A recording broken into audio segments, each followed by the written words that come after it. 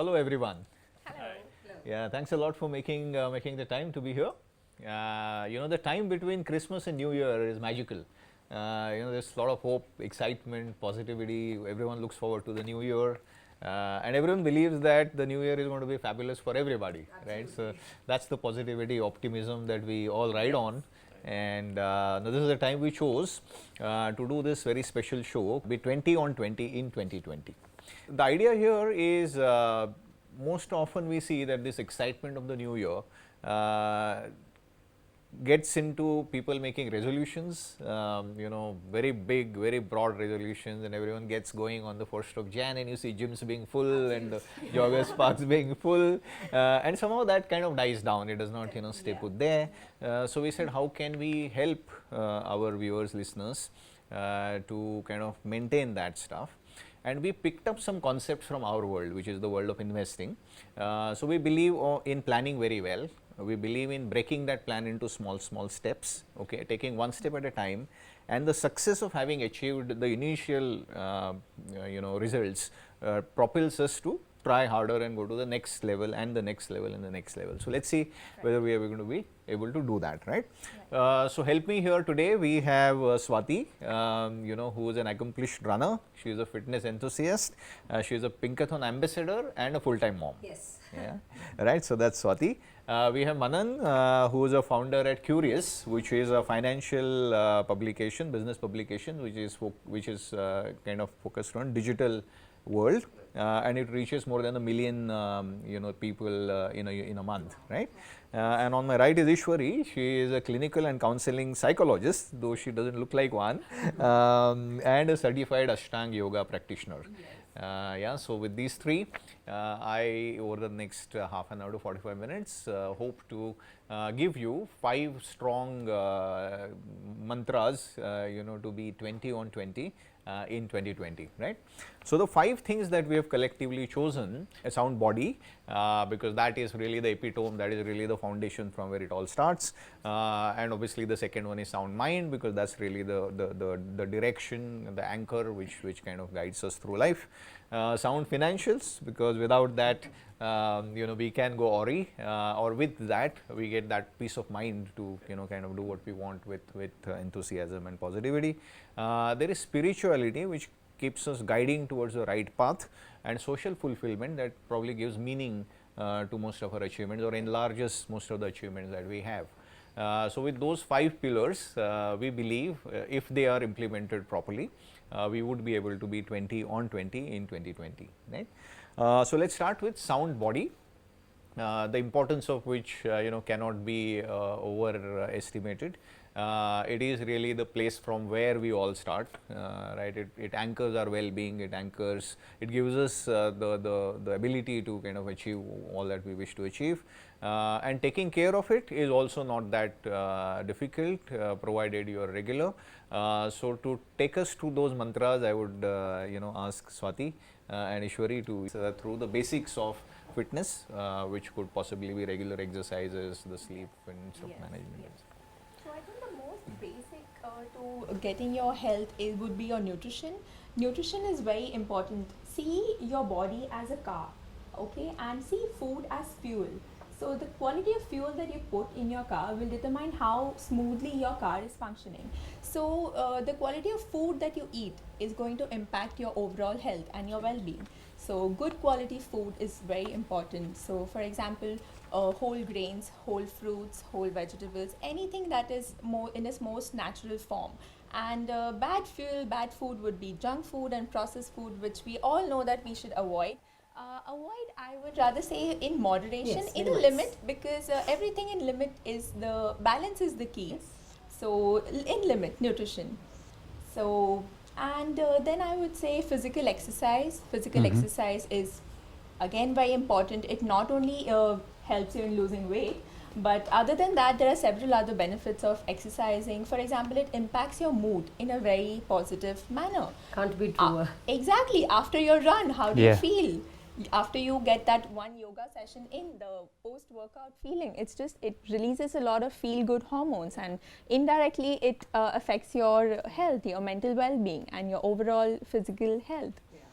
So In fact, sorry to cut you, there's a standing joke at home that if in case I am not smiling enough, which I don't do often, but you know, people tell me, oh, you haven't run today, is it? No, we can see it from your face, you haven't gone for your run. So the happy endorphins that get released when you work out, I think that is something, you know, that feeling is unbeatable. right. In fact, most of the times when people go into, you know, that kind of a low zone, that zone where they don't feel like doing anything, at that moment I feel just getting up and exercising, just moving and just doing something is so important. Like, you know, people go into these zones, depression zone, like a very low phase of life. Just get out, just go for a walk, just do something that, you know, just get some exercise in and just feel how it impacts your mood in a very, very positive way.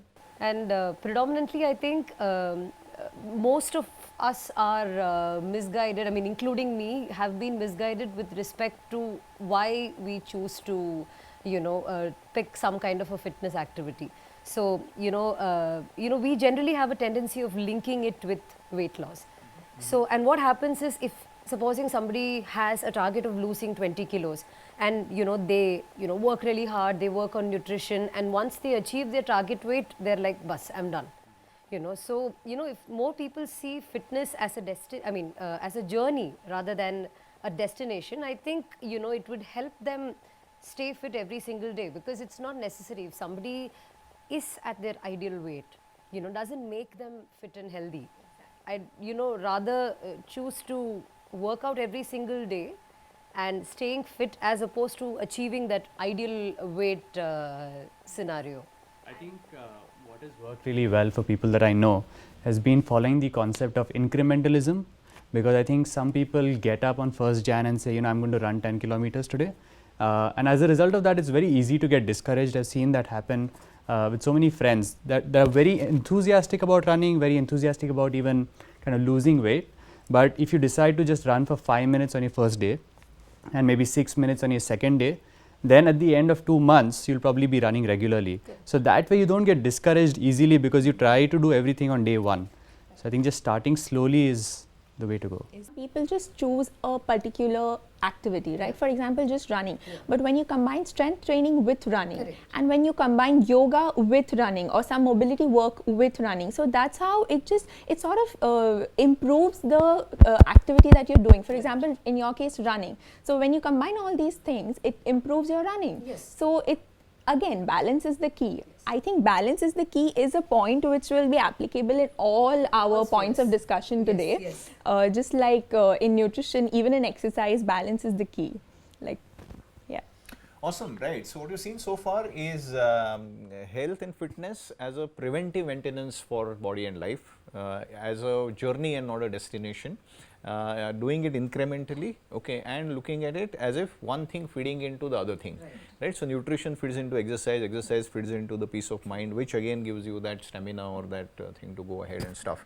The sleep and stress management also is very important. You want to talk a little bit about that? Very, very important. So again, if you are putting in a lot of effort in the day in your physical exercise and you're not sleeping, your body is not recovering, all the repair and the maintenance of your body, the cells, the tissues, everything happens in the night time when you sleep. So sleep is very important and you cannot neglect it.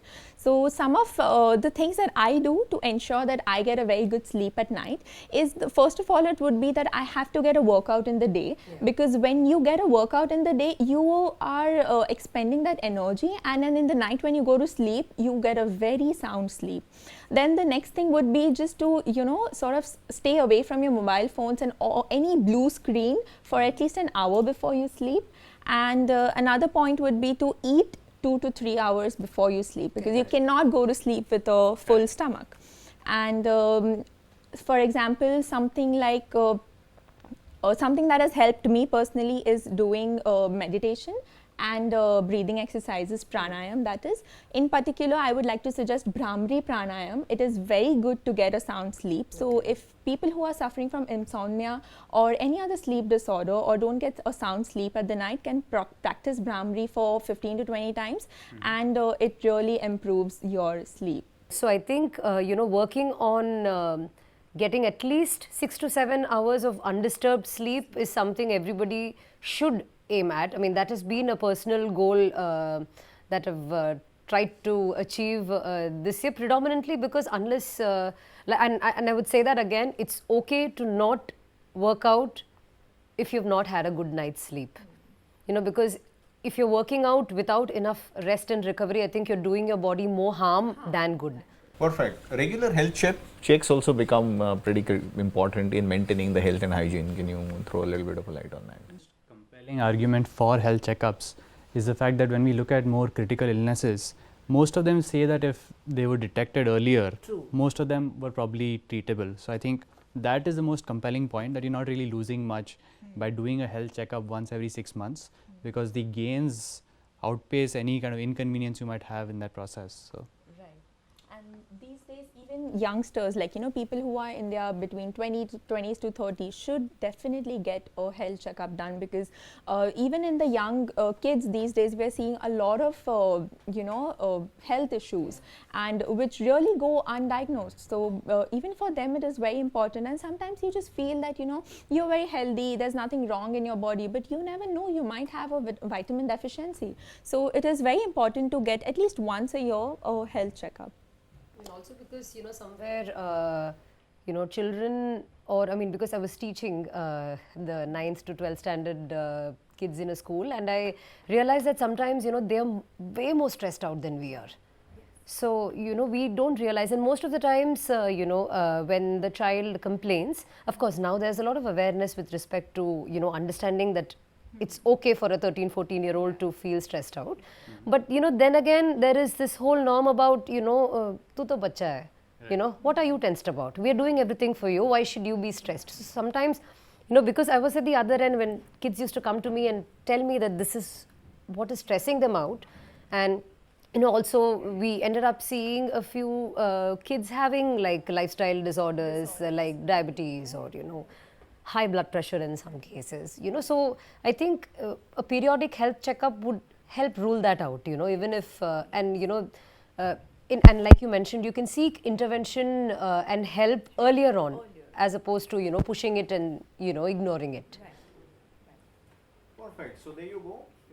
Right nutrition, regular exercises, making sure that you get adequate sleep, you manage your stress and get your health checked up regularly for anything residual that could be there, lays the foundation for happy and healthy 2020. With that, now we move on to the sound mind part of it, because sound mind is like the control panel for the life, right? So having a good body now, let's hear a little bit about how do we make sure that the mind is sound and has all the power to kind of propel us ahead. Right. So your mind and your body both are connected, right? So the way your mind functions is going to affect your body, and the way your body functions is also going to, it's vice versa. So it is very important over here to ensure that your mental well-being is in control, and you know, you are not getting into that, you know, how I was talking about people getting into the zone of a very low phase of life, a very low depressive zone. So it is important to not get into that zone, and so for this, a very good point is to monitor your own thoughts. Yeah, so very true. I would definitely recommend having a journal, you know, writing down your thoughts in a journal, and actually checking the kind of thoughts that you have throughout the day. Like, of course, your mind goes through your things, a lot of thoughts, but the most prominent thoughts, you know, it's very important to take a look whether they are positive thoughts, whether they are negative thoughts, because negative thoughts are definitely going to have a negative impact on your body, and positive thoughts are again going to have a positive impact on your body. So I think thinking positive and remaining very realistic in life by, you know, so it's very easy to say these things, you know, in theory they say that it's very, yeah, we get it, but when it actually comes to practice, that's when people are like, oh, okay, now it's difficult. So one thing that has helped me personally is keeping a journal and, you know, making a note of my thoughts and then reflecting back on my thoughts, and if there are any negative thoughts, how I can change them, and also I just like to reflect how my thoughts are affecting my emotions and how my emotions are in turn affecting my behavior. So for example, when I am not in that very great mood, I don't feel like going to a workout. But there are times when I have to just push myself, and once I get that workout in, then it influences my mood. I'm in a good mood then. So it's just how your mind, thoughts, emotions all are connected, and they influence each other. And I think one of the most significant factors, what I have noticed, this probably applies to all genres of, all that we're discussing about today. I think contentment, it's a huge factor in maintaining sanity. Because, somewhere when we realize that, we have more than enough, and we are blessed with a lot more than probably we could have asked for, that because many a times mental health issues can crop from comparing ourselves to others in terms of, so I mean, everybody's fitness goals, everybody's life goals, financial goals will be different. It's going to be different from one person to another. So once if if I am in a zone where I'm constantly comparing myself with others, then however much I have, I'm never going to be happy. Right. So somewhere once we are content with what we have, and if we have a trusted inner circle, so I follow that a lot. Having a trusted inner circle who you could reach out to, who would be non-judgmental in terms of listening to you. I think that really helps a lot. And also for other things, the awareness with respect to mental health is a lot more now. Now if I tell at home that I, in the sense, anybody telling at home that I probably need to see a counselor or I need to see a therapist because I don't feel, because people have their limitations. I mean, you and I probably are not medical practitioners who are equipped well enough. Probably we could be good listeners, but we might not be able to help you out in a way that probably a person trained and qualified in it would do. So I think that's really important, reaching out to the right kind of people in case something is troubling you. Right. And I think now there's also increased awareness because, as you said, as more and more people have spoken about mental health, that when you look at social media, especially with millennials looking at social media, there's now a realization that they're looking at a highlight reel of their friends' lives, and that not everyone's life is amazing every single day. Absolutely. So I think with that increased awareness, people are able to take better care of themselves instead of looking at Instagram, going through their friends' feeds and thinking that, everyone's having a great time except me. So I think that is now changing as people have that kind of understanding. Another very important aspect of mental health is the brain exercises. Yes. We spoke about body just a bit ago, just a few minutes away. But training your brain becomes also equally important, cleansing it of all the negativity and inhaling the positivity. What does Ayurveda or yoga? For me personally, meditation helps. I practice a technique which is called as Vipassana, and it really helps to cleanse your mind of all the impure thoughts, all the negativity. So the literal meaning of Vipassana is to see things the way they are and not how you would like them to be. So as you are sitting, you're meditating, thoughts are coming in your mind, negative, positive, whatever, thoughts are coming, and you're just a neutral observer to your thoughts. And it is a very great exercise for your brain, meditation, and it has personally helped me a lot. Right. So there are also some exercises which are there on the internet all over, which are the brain quizzes and the teasers and stuff. In fact, there are apps now for brain exercises. I recently came across this app which is called as Lumosity, and it has these fun brain game exercises, and it was a paid thing, but I had the trial version and it was quite fun. Apart from that, I think the most easily available brain exercise which everyone has is the crossword and the Sudoku in the newspaper. It is something, you can make it like your daily ritual, like everyone has a habit of waking up and reading the newspaper, and there you go, you have your brain exercise right in the newspaper. And also I heard chess and playing board games is a very good way of staying stimulating your brain. All right. The other aspect of mental health these days, and it leads to stress in quite a lot of cases, is the need to stay relevant. The world is changing so fast, every field is changing so fast, that staying relevant both in your area of work as well as in the social media aspects becomes very critical. Any words of guidance on that front? No, I think predominantly staying relevant is something, actually, see, we are in, like whether we like it or we don't, we are all in a zone wherein we are loaded with information, whether you like it, whether you don't, because especially if you open social media, you have all kinds of, news coming in. So I think we need to condition our brain into accepting and understanding things that make sense to us. At the same time, staying abreast with what is happening around us, because sometimes, we, none of us exists in isolation. So we need to know what is happening in the world around us in order to be able to function better as people. I think the big change that is going to happen now is the model of learning is going to change, where you had your 0 to 12 followed by 3 followed by 2 is now going to shift to more of a continuous learning model, where people are going to realize that the skills that they learned in college may not be relevant anymore. So with online coming in, and even though MOOCs were not a huge success as they were anticipated to be, people are still understanding that continuous reskilling is the only way they'll manage to remain relevant moving forward. So I think that is a big paradigm shift that's coming in the educational space.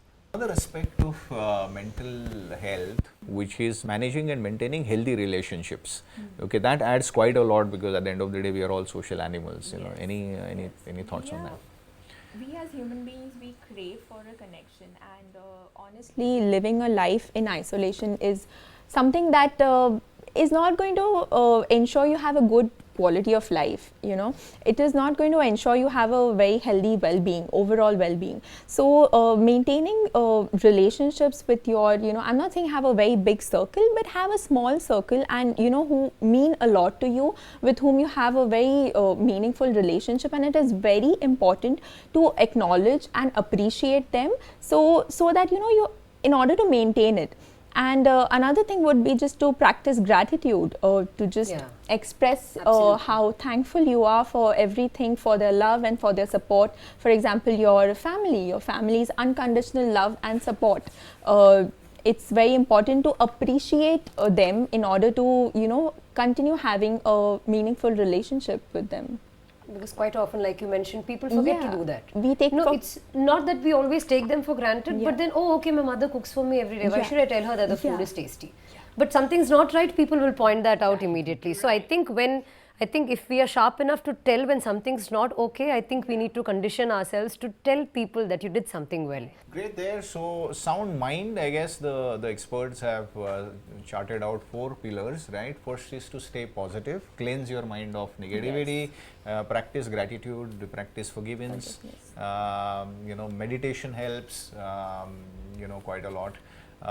Training your brain, keeping your brain active, gray cells active, keeping the neuron connections on, having healthy positive relationships which nurture you, which support you, which propel you to kind of progress ahead, are some of the things in which you take care of your mental soundness. So having a sound body and having a sound mind propels us for achieving all that you wish to achieve. But whatever you wish to achieve these days increasingly is related to money. So that brings us to the third leg of it, which is having the sound financial foundation of your life. So let's speak a little bit about that. When we during our work interact with quite a lot of financial advisors, and some of the things, 2-3 things that kind of keep coming to us very, very often is, first of all, while it is very, very basic, people don't keep within their means, right? So the spending is sometimes outside of their means. They could be compulsions, they could be whatever, but people typically will borrow on credit cards or whatever, and don't live within their means. The basic understanding of what is investing is kind of painful. The difference between saving and investing is not well known at times, and the fact that in order to achieve your goals, there needs to be investment input that needs to go in is sometimes not well understood. So let's hear a little bit from Manan on that, those aspects, and kind of. So I think one very crucial aspect is friction. As technology has evolved, friction plays a big role in the way you make decisions. So we have 4 areas where friction plays a role. One is in spending. Now that you have all of these apps that are connected directly to your bank account, you have credit cards, there is very little friction in spending. Buying online is one click away, ordering food home is one click away. As a result of that, the amount of money that you spend has increased just because the friction is reduced. Secondly, when it comes to borrowing, once again, whether it's a credit card, whether it's a personal loan, the avenues to borrow money have also increased quite exponentially over the past few years. As a result of which, people are borrowing much more than they were earlier, because if you want to take a foreign holiday, for instance, personal loans are now one click away with instant approval. And often people don't realize just how much they're spending. To give one illustration, if you take a 1.5 lakh rupee personal loan at a 20% interest rate, which is fairly standard, even though it sounds quite high for a 24-month period, after the 24-month period, you have ended up paying 1.8 lakhs. So you paid 30,000 just as interest. So there's a lot of friction that has been reduced in this process. But on the positive side, that reduction of friction can also help you in budgeting. Now that you're spending so much of your money online, you can also get a breakup of where that money has been spent. You have apps that can set limits, that can give you warnings. If you're spending more than a certain budgeted amount, you can get a pop-up that's saying, you're exceeding your budget. And most importantly, you can also go into a passive investment mode. When you have something like SIPs, the great thing about SIPs is that there is no friction involved. You're not taking a decision every month. You're not sitting down on the first of the month saying, my salary is arrived, where do I put my money? With SIPs, that process is automated, the money is automatically leaving your account, and that reduction of friction is revolutionary, because then your savings and your investments are accumulating month on month. So I think it's about, technology has both ups and downs. Where can you leverage that to your benefit is crucial. So I think that is something on the friction bit. Moving beyond that, I think two other concepts that are very crucial to understand are both inflation and the power of compounding. When it comes to inflation, our parents' generation was a little bit more conservative perhaps in the way they allocated their assets, in terms of, are you putting in debt instruments or are you putting in equity? But one thing to understand is that in the long run, your investments need to beat inflation. So one very simple illustration of that is that if you're putting 10,000 rupees a month for a 30-year period at 9%, so that's potentially, let's say, a mutual fund or any more equity oriented investment, that is amounting to 1.84 crores. But at the same time, if you're putting that in, let's say, fixed deposit, well, let's say you're getting 7%, that same investment is now 1.23 crores. So you're seeing a massive gap, or almost a 50% gap, that is coming in by just 2%. So you're not beating inflation, you're potentially just staying stagnant. And the last bit to understand is power of compounding. Can you start today as opposed to starting when you're 40? So a lot of youngsters have more disposable income when they're 25, 26, when they may be unmarried, may not have children. At that point, they may say, let me start investing once I'm, let's say, 35. So again, a small illustration here, that if you're investing 10,000 rupees a month for 30 years, that amounts to 1.5 crores, let's say at 8%. Now, instead of that, if you decide to invest 25,000 a month, but for only 15 years, then that's amounting to only 87 lakhs, even though the amount you have invested is a lot more. So there's a huge difference coming in due to compounding as well. So I think just realizing these very basic financial principles early on can make a huge difference in the way your finances are panning out. Absolutely. Financial planning is another aspect that quite a few people don't pay too much of an attention to. It's almost done by a qualified professional. It's a complete guide map to your entire life. What are your goals? When is it that amount of money required? Correct. How do you get there? And how do you ensure that in case something untoward happens throughout that journey, your near and dear ones do not suffer?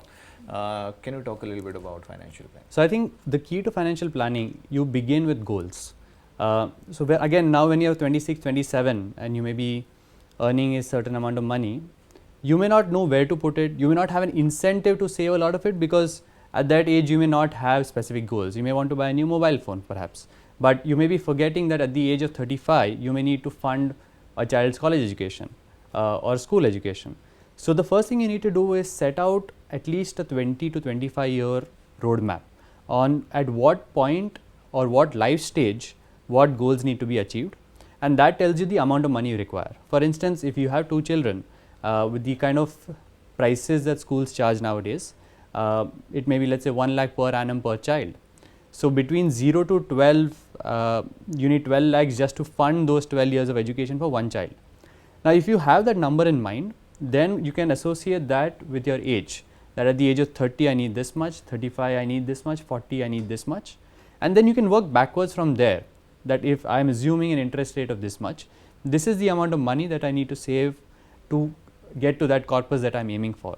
And once you have set aside that sum of money, then that is where your budgeting can begin, that this is my amount for investment, this is my amount for my enjoyment. So setting aside budgeting not just for this year, next year, but for a 20 to 25 year time frame, that is the only way to do it in a more systematic way. Another thing to understand is when it comes to insurance, because the number of insurance products have increased in the past few years, and there's not always a clear understanding of what each product does. You know, you have your ULIPs, you have endowment, you have term plan, you have health insurance, so it can get a little confusing.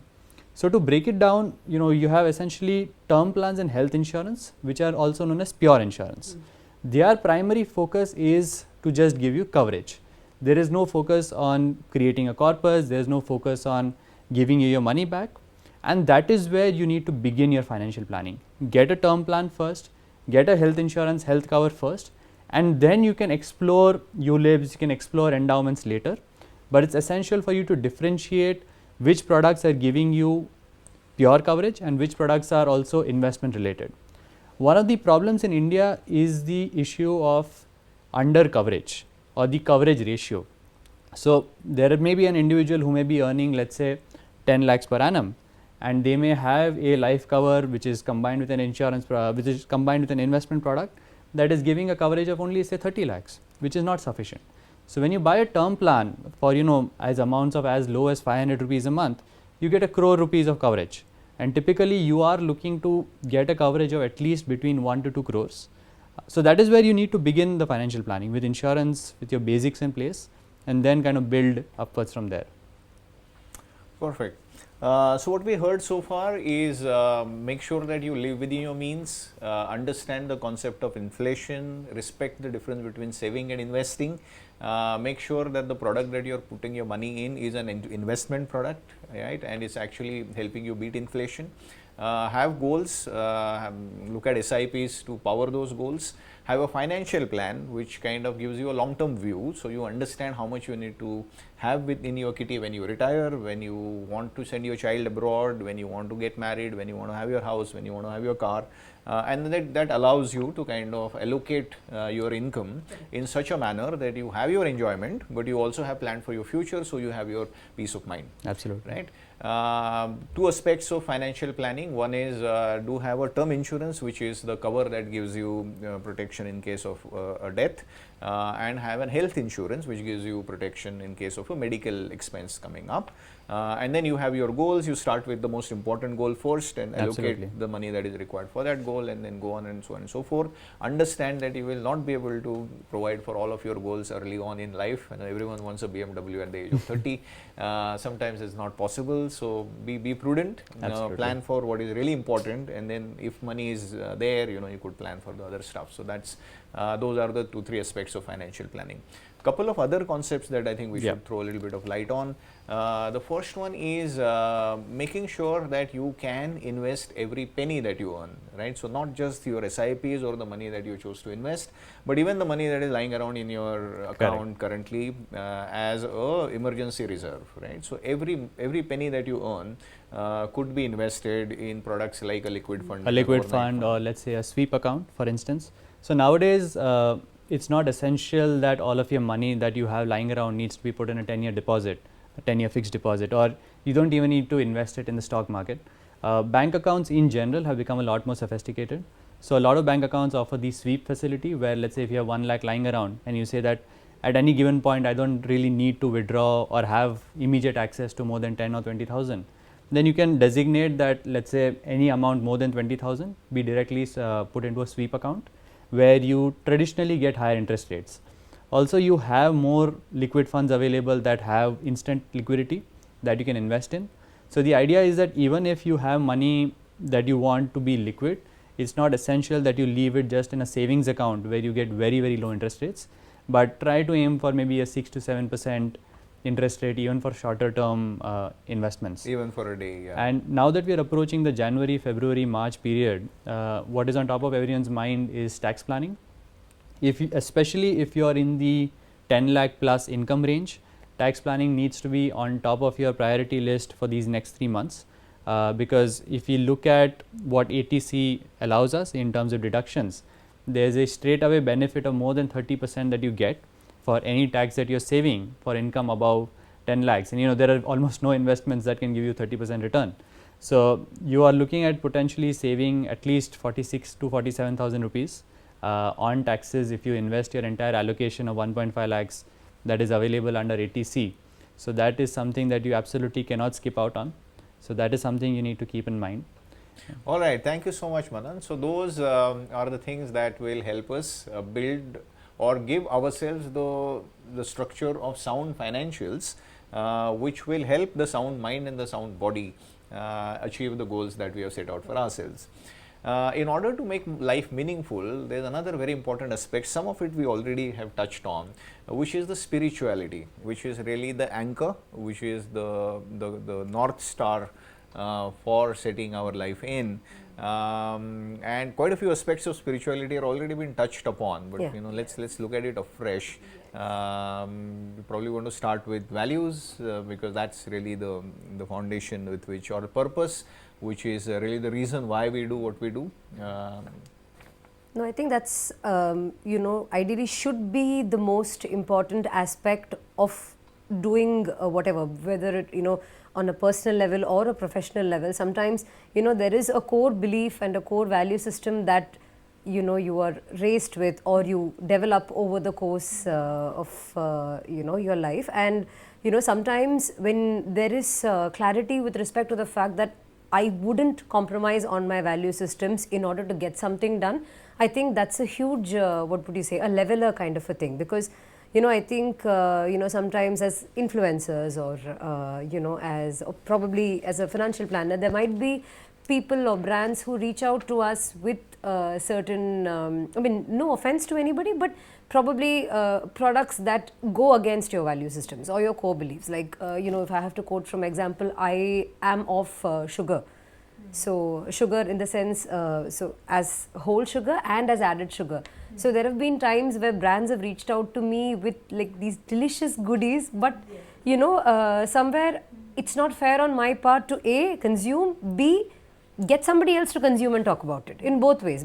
So I think once we have clarity on value systems, I think that pretty much ensures that you're at peace with whatever you're doing.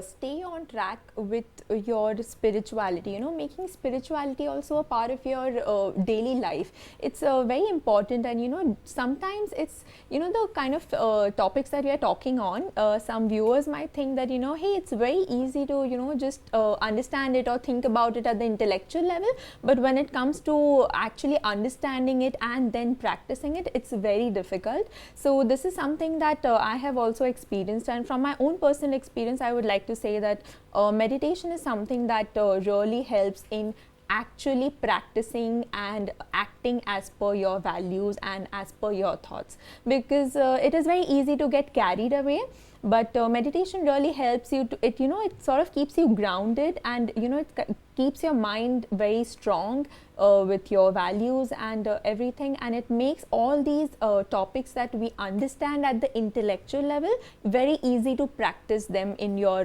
real life as well.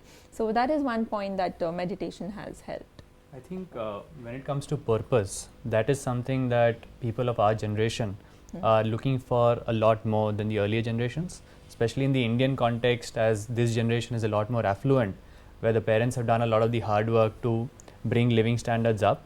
So I was saying that once a certain level of affluence has been achieved, millennial workers are now looking for a broader purpose with their work. So they are no longer satisfied to come into work every day, get their paycheck and leave. They want to understand how their work is contributing to a broader purpose, to making people's lives better.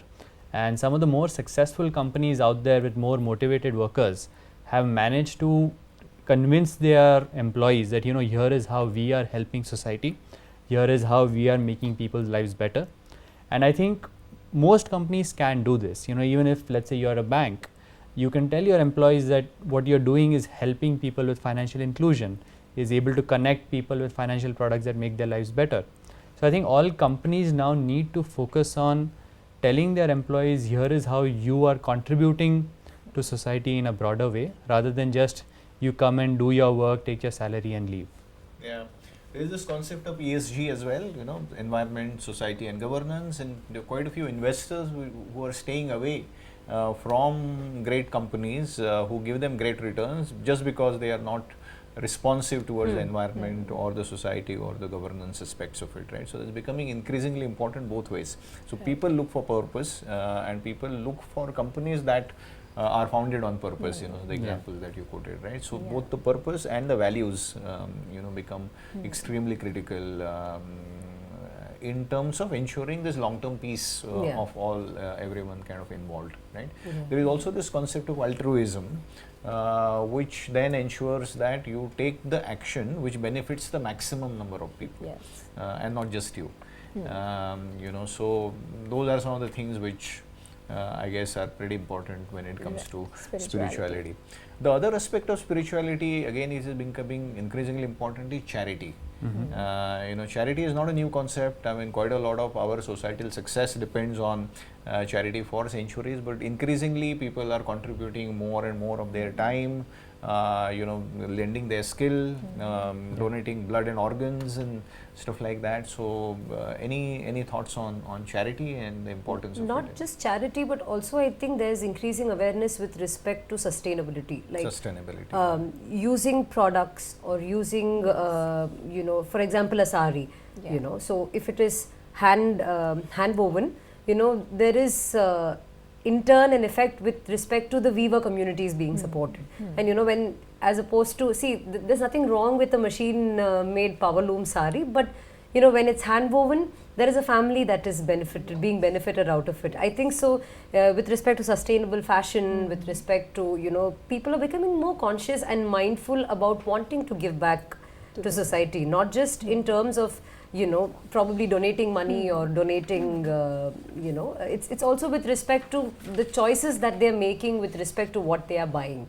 Right. You know, whether they can reuse it, whether they can, you know, at least wear it a few times before they say that, oh, okay, I'm done with it now, where is the new stuff coming in from? So I think that's something that's changing these days. Right. So charity and sustainability are two things that again add to the spirituality and makes the whole thing more meaningful, gives you that inner satisfaction that you're doing the right thing. Right. The last aspect of spirituality that I have noted down for today's discussion is acceptance. Very And true. I think we touched Right. upon quite a lot of those things, Yes. right? So we obviously all go out and change and achieve what we can change and what we can achieve, but there are things which are beyond our Control. reach, and the wisdom is to accept those, right? So any thoughts on acceptance? I think here again how you know, your thoughts, your emotions and your behavior, and you know, all of them are interconnected and they influence each other. So here again, I'm sorry, you have to cut that. Okay, acceptance. So some of the things which you cannot change, which are not in your control, the best way would be just to accept it. A practice that I do personally would be reading the Serenity Prayer, which is which really helps in accepting the sometimes the hard things that you cannot change, which you really would want to change. Yeah, you know, and it's something relevant even at the home front, you know, because you can't change the way others think. Right. I mean, everybody has not been brought up the way you've been brought up. Not Right. that makes us ideal or you know, perfect, but sometimes there is, you know, always a scope for clashes between people at home. I mean, it could be your own parents, they've brought you up, but still there are certain things which they believe and you do not agree with them. Right. So I think somewhere if we realize that everybody is entitled to have an opinion of their own, it helps you stay at peace, because you know, it's very difficult to go about changing what people think. Right. You know, and the basic personality is going to stay, even Right. if you know, you learn to work around people. That's the more sensible thing to do. If I know that me doing something is not going to go down too well with that person, then I evaluate whether my relationship with that person is important. Once I realize that yes, it's very important for me to maintain a good relation with that person, then I learn to work around it. Because you know, if it's going to lead to unpleasantness and differences of opinion, and it's not always welcome, it's sometimes you know, sensible to accept the person as they are. Yes. I think one point here that I would also like to add is, you know, these days in schools, if you see, there's a lot of you know, sort of negativity. There's not as much sensitivity towards each other, and I think if this concept is taught to children since their childhood, something that, you know, being sensitive to others, being respectful to others, and also just empathizing with them. The concept of empathy, if that is taught to children, it can have a huge impact on their adult life, because empathizing is just, you know, stepping into someone's shoes and seeing things from their perspective, how they are viewing the world. Everyone views world from a different perspective, and it is very important to understand each other's perspectives. And sometimes people who are coming and doing harm to you, you know, it's if you are at a deeper level in your spirituality, you may understand that it is not because that person wants to harm you. That person is coming from a very negative space, they have their or battles to fight. they have their battles, they have something going on with them. So, you know, empathy over here would definitely bring about a change. In fact, there was a very interesting concept I heard of when we traveled to Sri Lanka about 5 years back. You know, I think of all the places I have visited, I think the kind of people I met at Sri Lanka have been by far the best kind of people. They're extremely peaceful, and they go out of their way to help you. They're very friendly. So, you know, so the guy who was taking us around, our tour guide and driver, I asked him that how is it, you know, possible for all of them to stay so peaceful. He said, you know, the basic fundamental is that most schools in Sri Lanka have a 15 minutes to half an hour of compulsory meditation at the start of the day, every single day. Wonderful. So I think when something like that is, you know, taught to you right since your you know, your developmental years, I think that stays with you throughout. It's very difficult to get, you know, so for example, if, you know, each one of us would remember almost every classmate of ours with their second name, because that is an age where you tend to remember things. But as we grow older, probably we don't even remember first names of people because we tend to forget. But you know, in those developmental impressionable age, if things are driven into our system, I think that makes a huge difference. In fact, even at my school level, we had a compulsory half an hour of value education period, you know, at the beginning of the day, wherein there would be one story, there would be a moral attached to it, and the teacher would have a conversation with us, asking us what we learned from that particular story. I don't know, I think most schools probably need to do that. I mean, schools are following it, but you know, PT period hai, okay, let me finish my portion. You know, let's not waste time talking, let us finish the portion. I think that is, you know, affecting people in general, because there is lesser scope for conversation, which is why, you know, people are getting more inward. They don't have avenues to reach out to. I think if there is more conversation around it right from the school level, at home, I think it will help people a lot more. Definitely. Absolutely, very interesting conversation there. Starting with empathy, being very aware of environment around us, looking at sustainability, thinking about the other people, making sure that we make space for their thought processes and their ways of life, finding our own values, what drives us, getting to the purpose that we wish to achieve in the life, accepting what we can impact and what we cannot impact, and being in this whole you know, framework of what makes us comfortable. There are things that do not make us comfortable, even if it means a lot of money or it means you know, material success. The happiness, long-term happiness would be in to kind of stay away from some of those things, right? So with that interesting conversation on spirituality, let's move on to the last leg which will help us be 20 on 20 in 2020, is the social fulfillment, right? Again, the thought process here is that we are all social animals. At the end of the day, there's a very interesting African proverb that says that it takes a village to bring up a child. You know, and that it's not true about just the child. I mean, right till our last breath, we are part of the society. We keep borrowing from the society. We need to, and we want to keep giving back to the society. And I think that aspect also needs to be built in order to have a completely well balanced, you know, kind of an existence. So, what are your thoughts on giving back to the society or being socially fulfilling, leading to a socially fulfilling life? So one thing that impacted my life and my current lifestyle greatly is, so I've been associated with Pinkerton, that's India's largest women's run. So I've been associated with it for over 4 or 5 years now. And 3 years back, so Mr. Milind Soman gave me the opportunity to handle the event for the visually impaired girls at the Bombay Pinkerton. And while it was extremely difficult to have a head start, it was also very exciting with respect to the fact that, you know, you're getting to develop something that is, you know, been done. And if you see, most of marathons and I think running events are the most common events that are happening these days. But what we realized is not every event is inclusive. You know, there are certain sections of society that continue to stay marginalized for whatever reasons. So through this, what we achieved is you know, speaking to institutions and foundations and having so it's an only women's run. So we had girls from, you know, schools and foundations participating. And what we realized that, you know, visual impairment is something, but that aside, these girls and women are miles ahead of us in terms of what they do and what they achieve. I mean, you know, living in Bombay, sometimes I get scared to travel by train. I'm very comfortable going by bus, but trains are something I'm not very, you know, comfortable with.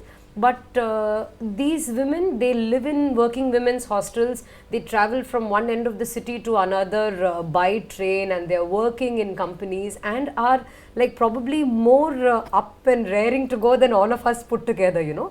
So once we had a team, so last year we had a team of over you know, 90 girls participating in the visually impaired category. And so what we do is each participant has a sighted ally with them. So there will be a person accompanying them to do 3, 5 or 10 kilometers or even 21 kilometers. There have been a few girls who have, you know, run from Chennai to Pondicherry, you know, I mean city to city runs.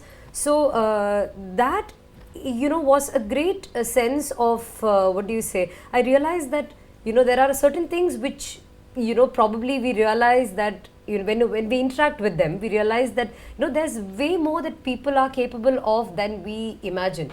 And more than volunteering, it is what that event does to you. You know, when I did my first, you know, in 2015, when I walked 10 kilometers with a visually impaired participant, I realized that she's gone trekking on the Himalayas. She's working for the government of India in a particular department, and she goes for her regular walks and runs and even swims every single day, which honestly was way beyond me, because I was not even like 10% as fit in comparison. So I realized that the, you know, whole idea of volunteering is people get this idea that, oh, okay, I am doing something for them. It's not about what you do to them, but what that event does to you. Gives back to you. You know, so, you know, sometimes wherein we realize that we're doing something for society, we are having a group of women, or, you know, it need not be the visually impaired girls per se. So every morning, because I talk about my personal fitness journey on social media, there are men and women across different cities and you know, places wherein they write to me at 5:30 saying that, oh, okay, now I've woken up, I'm going for a run now. So, you know, they tell me that I don't know why I'm telling you this, but talking to you makes me stay accountable. So somewhere that gives me great joy, you know, because you realize that probably even if you've made a difference to one person somewhere, you know, it's a great sense of fulfillment, realizing that you can actually make a difference. Right. Absolutely. Right. So giving back to society, forming institutions that can help people is a liberating experience. Yeah. It also teaches you quite a lot, Yeah. is what we learned from you. There is also another aspect of having a fulfilling social life, and that is building institutions which can endure you and keep giving back to society. Pinkathon is a good example. It will probably stay on and kind of Yes. keep on helping people.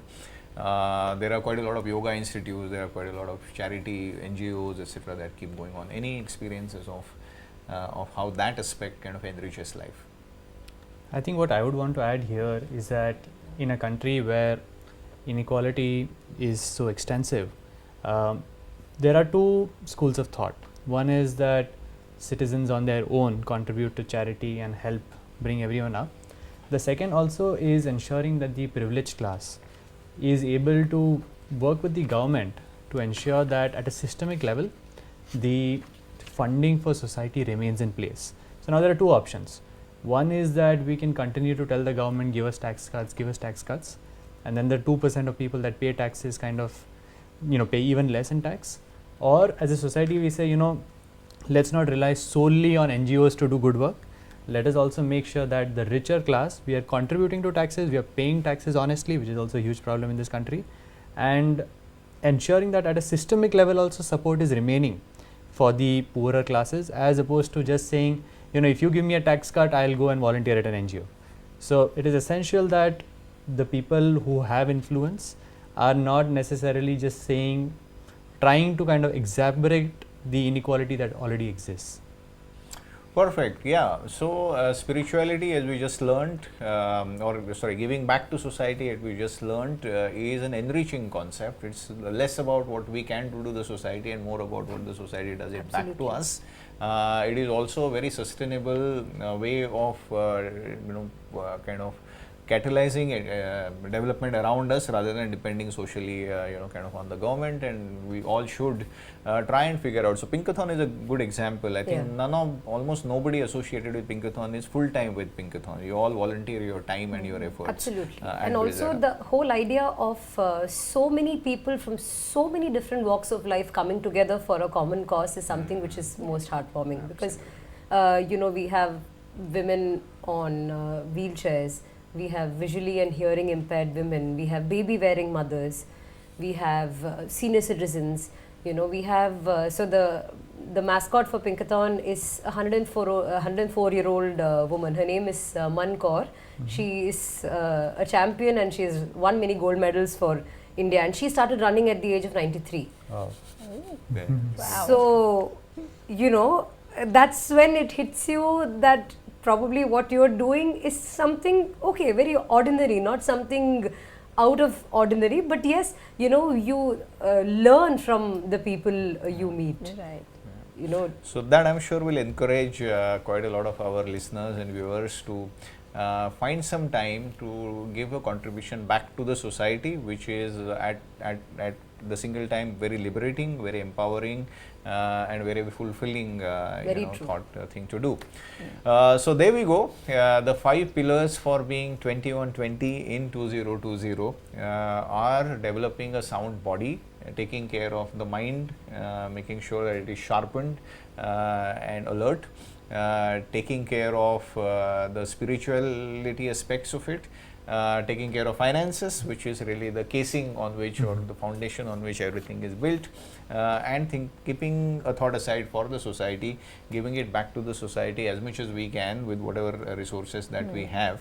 Hopefully will help us kind of build a great 2020. Also, sorry to cut you, I'd like to quickly add here that I think concepts like say gratitude or a contentment ensures that you keep everything else in check. I mean, correct me if I'm wrong, sometimes people don't realize to differentiate between a need and a desire. I probably need a car. I don't necessarily want to have a BMW like you said. So I think somewhere when we realize that what we have is a privilege, rather than being entitled, thinking that you're entitled to certain things, I think that keeps you grounded to a great extent. So gratitude and contentment is, I think, probably binding all of these together, because sometimes everybody might not have access to the kind of gyms we go to, or to the kind of having a group around us, or having a community wherein you're able to give back to society. So I think we need to realize that every single bit of what we have received is something we need to be grateful for. No, absolutely. Quite a lot of our time and energy goes in chasing things that we don't have. But concepts like gratitude encourage us to focus on things that we have, Yes. and teaches us to value those things, and then therefore obviously that is really the last thing which we need to have to build a great 2020. So thank you very much for the time and a great discussion. I'm sure it will help all of us have a great new year. So here is wishing everybody happy New Year and be 20 on 20 in 2020.